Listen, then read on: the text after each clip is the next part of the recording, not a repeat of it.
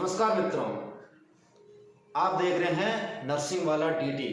ये आज इस चैनल की सबसे नई शुरुआत है और अभी जो जितने एग्ज़ाम्स आ रहे हैं, कॉम्पिटिटिव एग्ज़ाम्स है या फिर कुछ भी टॉपिक से रिलेटेड जितने भी एग्ज़ाम्स आ रहे हैं ऑल इंडिया के, तो उसको ध्यान में रखते हुए मेरे भाई दिलीप त्रिवेदी ने आज चैनल की शुरुआत की है। तो आप सभी से अपेक्षा यही रहेगी कि इस चैनल को और त्रिवेदी सर को जितना हो सके उतना प्यार दीजिए। प्यार की कोई कीमत नहीं होती और प्यार का कभी कोई रोकथाम नहीं होता, जितना चाहे आप उतना करो, कम होता है। तो उम्मीद और आशा रहेगी कि आप इस चैनल को हद से ज़्यादा प्यार दोगे जितना हमने कभी सोचा नहीं होगा। तो अभी आपके सामने दिलीप जी त्रिवेदी आएंगे और आपको सबसे पहले इस चैनल पे इम्यूनिटी को पढ़ाएंगे। तो जैसे आपको जितना भी पसंद आए आप उस चीज़ को पढ़िए, रिवाइज करिए और कोई भी डाउट हो कमेंट बॉक्स आपके लिए हमेशा खुला है। और जिस भी वक्त आपको सवाल पूछना हो आप पूछिए, बेशक पूछिए, आपको instant with in a minute आपको रिप्लाई मिलेगा और आपके डाउट्स हमेशा क्लियर होंगे। किसी भी सिचुएशन में, चाहे कैसा मौसम हो, कौन सी परिस्थिति हो, चाहे सर बाहर हो अंदर हो, आपका जो जवाब है वो आपको उसी वक्त मिलेगा जब आप सवाल को पूछेंगे। धन्यवाद। हेलो दोस्तों, good evening to all of you. Welcome to our YouTube channel Nursing वाला। जैसा कि आपको पता है, आज हम हमारा यूट्यूब चैनल नर्सिंग वाला डीटी स्टार्ट करने जा रहे हैं, जिसमें अपन नॉर्थ साइड 2023 और एनी स्टेट जो अदर स्टेट के जो सीएचओ एग्जाम होते हैं उससे रिलेटेड टॉपिक्स के बारे में डिस्कस करेंगे, है ना। तो आज अपन स्टार्ट करते हैं अपना यूट्यूब चैनल नर्सिंग वाला डीटी। बने रहिए हमारे चैनल पर और अपने फ्रेंड्स के साथ शेयर सब्सक्राइब जरूर कीजिएगा। Thank you. आज अपन जो मैं डिस्कस करेंगे अबाउट इम्यूनिटी के बारे में, है ना, जिसके बारे में एग्जाम में काफी क्वेश्चंस पूछे जाते हैं। लगभग जो सीएचओ के एग्जाम है उसके अंदर इम्यूनिटी से रिलेटेड एक या दो क्वेश्चन तो 101% पूछे जाते हैं। इम्यूनिटी को इतना बड़ा टॉपिक नहीं है, लेकिन अक्सर जो इसके जो क्वेश्चंस होते हैं वो अपने में कंफ्यूजन पैदा करते हैं। तो अपन बात करते हैं इम्यूनिटी क्या होता है। इम्यूनिटी बोले तो रोग प्रतिरोधक क्षमता, मतलब रोग से लड़ने की जो शक्ति है उसको अपन क्या बोलेंगे, इम्यूनिटी बोलेंगे। जब शरीर के अंदर, हमारे शरीर के अंदर किसी भी प्रकार का कोई भी जो डिजीज है उसका एंटीजन एंटर करेगा तो अपना क्या है, इम्यून सिस्टम एक्टिव होगा। इम्यून सिस्टम एक्टिव होने के बाद में जो रोग से लड़ने के लिए अपने को इम्यूनिटी प्रदान करेगा, शक्ति प्रदान करेगा, वही अपने को क्या बोलेंगे, उसको इम्यूनिटी बोलेंगे। तो अपन डिस्कस करते हैं इम्यूनिटी अक्सर एक्चुअल होती कितने प्रकार की। तो अपन बात करें इम्यूनिटी की, तो इम्यूनिटी मेनली 2 टाइप होती है। पहले तो होती है इनेट और सेकंड वन इज एक्वायर्ड। तो अपन इनेट इम्यूनिटी किसको बोलेंगे? इनेट इम्यूनिटी का मतलब है बाय बर्थ, जो अपने को जन्मजात मिलती है ना, जो अपन जन्म से सांस लेके पैदा हुए हैं वो, तो उसको बोलेंगे अपन इनेट इम्यूनिटी। और दूसरा होता है एक्वायर्ड। एक्वायर्ड का मतलब इस वर्ड के अंदर इसका मीन है, एक्वायर्ड मतलब जो उपलब्ध की गई हो, जो अपने को जन्म के बाद मिली हो। तो मैन तो जो क्वेश्चन जो अपने को पूछा पुटअप होगा एग्जाम में, वो 99.9% जो क्वेश्चन होगा वो एक्वायर्ड इम्यूनिटी से ही पूछा जाएगा, है ना। तो अपन बात करते हैं एक्वायर्ड इम्यूनिटी की। इनेट तो आप सबने देखा, इनेट मतलब बाय बर्थ, जो अपने को जन्म के दौरान जो साथ मिलती है उसको अपन इनेट इम्यूनिटी बोलेंगे। और second one is acquired immunity. अब अपन बात करते हैं एक्वायर्ड इम्यूनिटी की। क्या होती है actual acquired immunity? Acquired immunity के कितने टाइप्स होते हैं अपन डिस्कस कर लेते हैं एक्वायर्ड इम्यूनिटी की। तो एक्वायर्ड इम्यूनिटी को 2 टाइप्स में बांटा गया है। एक तो active and passive. Acquired immunity क्या होता है आप सबको पता चल गया। एक्वायर्ड मतलब जो अपन ने जन्म के बाद अर्जित की हो, है ना। एक्वायर्ड इम्यूनिटी को 2 टाइप्स में डिवाइड किया गया है, एक्टिव और पैसिव। अब एक्टिव इम्यूनिटी में क्या होगा? एक्टिव इम्यूनिटी में हमेशा एंटीजन एंटर करवाया जाएगा, बॉडी के अंदर हमेशा एंटीजन एंटर करवाएंगे। अब एंटीजन क्या होता है? एंटीजन किसी भी प्रकार का जैसे इन्फेक्शन अपने बॉडी में एंटर हो गया, तो अपने बॉडी में जैसे अभी आपने देखा होगा हाल फिलहाल कोरोना चल रहा है, तो कोरोना अपने शरीर में एंटर हुआ, कोरोना का एंटीजन अपने शरीर में एंटर हुआ और अपने शरीर ने उसके प्रति क्या बना दी, एंटीबॉडी बना दी। तो अपने को ये कौन सी किस टाइप की, तो कोरोना के इन्फेक्शन एंटर होने से, कोरोना का एंटीजन एंटर होने से कौन सी इम्यूनिटी डेवलप हुई? एक्टिव टाइप की इम्यूनिटी डेवलप हुई। तो एक्टिव इम्यूनिटी के अंदर आपको हमेशा ध्यान रखना है क्या एंटर होगा? ऑलवेज एंटर एंटीजन, है ना, हमेशा इसके अंदर एंटीजन एंटर करेगा।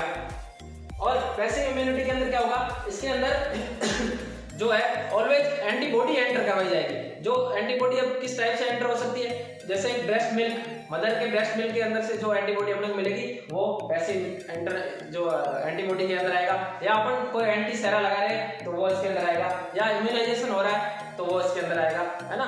तो अब इनको भी आगे मेनली 2 टाइप्स में डिवाइड किया गया है। एक्टिव को भी 2 भागों में बांटेंगे अपन और पैसिव को भी 2 भागों में बांटेंगे। देखते हैं कौन कौन से इसके 2 टाइप्स है। पहला है एक्टिव नेचुरल और आर्टिफिशियल।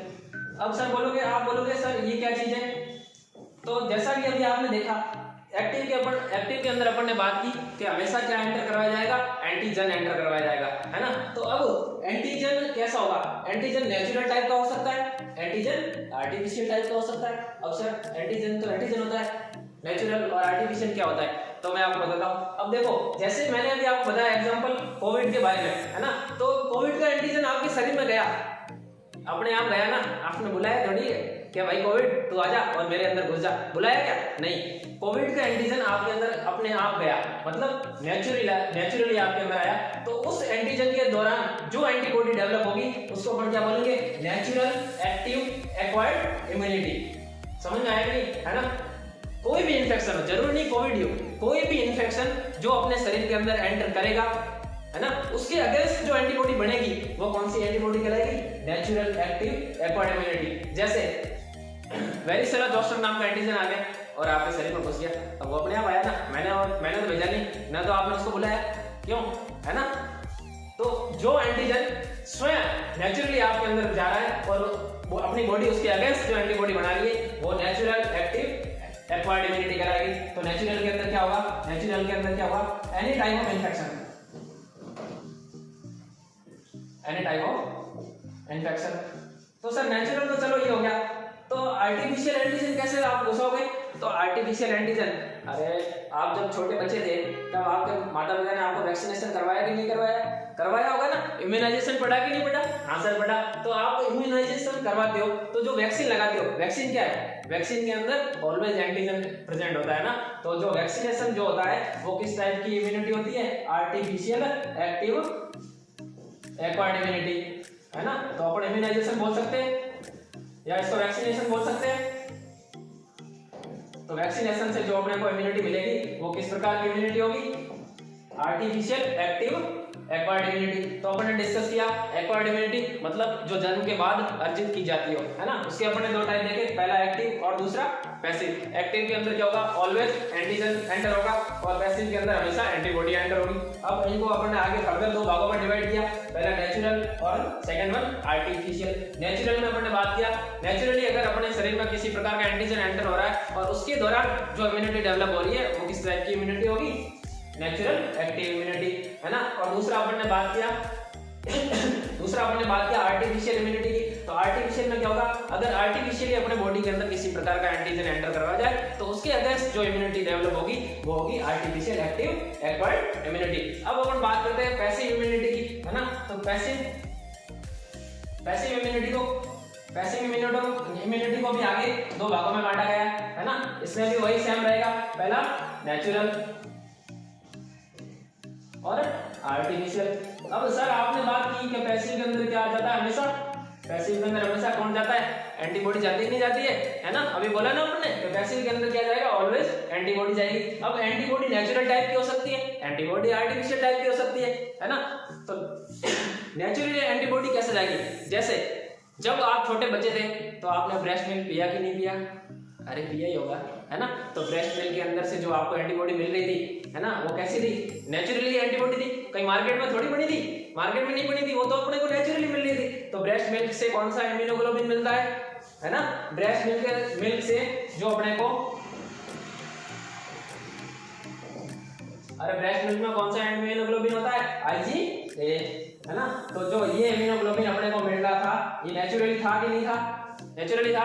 तो कौन सी इम्यूनिटी डेवलप होगी इससे, नेचुरल पैसिव एक्वायर्ड इम्यूनिटी, है ना। पैसिव में अपन ने बोला कोई एंटीबॉडी मिल रही है, तो ब्रेस्ट मिल्क में अपने को एंटीबॉडी मिल रही है, कैसी मिल रही है, नेचुरली मिल रही है, तो हो गया नेचुरल पैसिव एक्वायर्ड इम्यूनिटी। अपन दूसरा बात करें, अगर बाय प्लेसेंटा के द्वारा जो वर्टिकल ट्रांसमिशन होता है उसके दौरान अपने को कौन सी इम्यूनिटी मिलती है ना, तो इम्यूनोग्लोबिन जी, प्लेसेंटा के द्वारा वर्टिकल ट्रांसमिशन से इम्यूनोग्लोबिन जी ट्रांसफर होता है, तो इम्यूनोग्लोबिन जी से अपने को कौन सी एंटीबॉडी इम्यूनिटी मिलती है, नेचुरल पैसिव एक्वायर्ड इम्यूनिटी। अब अपन बात करते हैं आर्टिफिशियल इम्यूनिटी की, आर्टिफिशियल पैसिव की। तो आर्टिफिशियल पैसिव में क्या होगा, अगर किसी प्रकार की रेडीमेड एंटीबॉडी है ना, रेडीमेड एंटीबॉडी अपन बोल सकते हैं,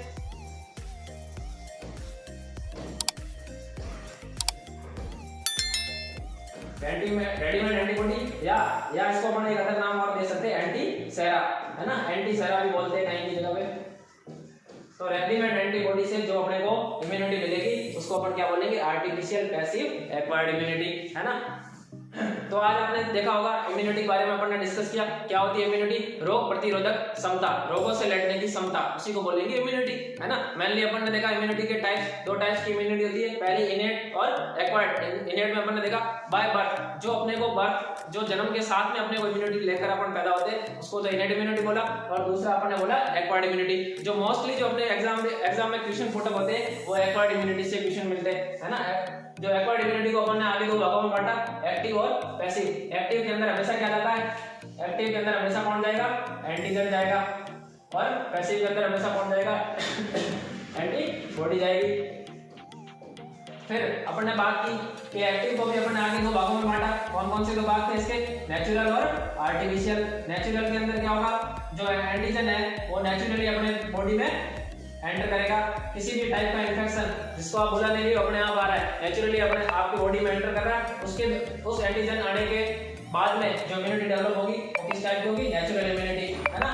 और आर्टिफिशियल इम्यूनिटी में आप जो है किसी भी प्रकार का वैक्सीनेशन कहीं पे भी लिखा हुआ है, इसका मतलब वहां पे कौन सी इम्यूनिटी डेवलप हो रही है, artificial active acquired immunity. Okay, ये हो गया आपका एक्टिव इम्यूनिटी। उसके बाद अपन डिस्कस करते हैं पैसिव इम्यूनिटी के बारे में। पैसिव इम्यूनिटी में क्या होता है, ऑलवेज एंटीबॉडी एंटर होगी, है ना। एंटीबॉडी कैसे हो सकती है, नेचुरली एंटर हो सकती है और आर्टिफिशियल भी हो सकती है। नेचुरल के अंदर क्या होगा, जैसे मदर ब्रेस्ट मिल्क अपने बच्चे को पिलाती है तो बच्चे को कौन सा इम्यूनोग्लोबिन मिलता है, IgA, उससे जो इम्यूनिटी डेवलप होती है उसको अपन क्या बोलेंगे, नेचुरल पैसिव एक्वायर्ड इम्यूनिटी, है ना।